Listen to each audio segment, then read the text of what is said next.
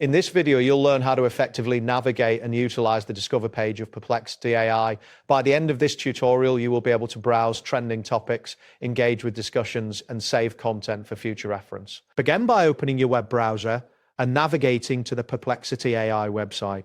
Once the home page loads, locate the left sidebar. This area contains various navigation options that will help you explore the platform. Next, click on the option labeled Discover in the left sidebar.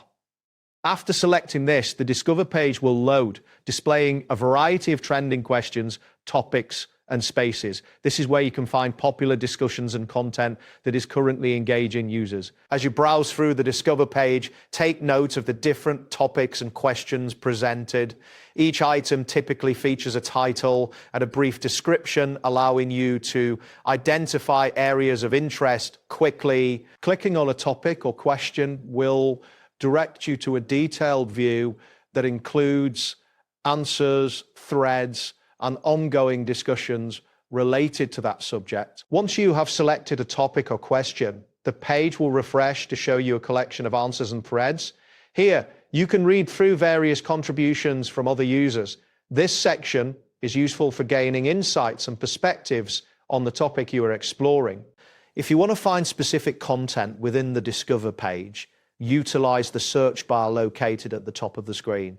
Enter relevant keywords or phrases into the search bar. After you press enter, the page will display content that matches your search criteria, making it easier to locate specific discussions or threads.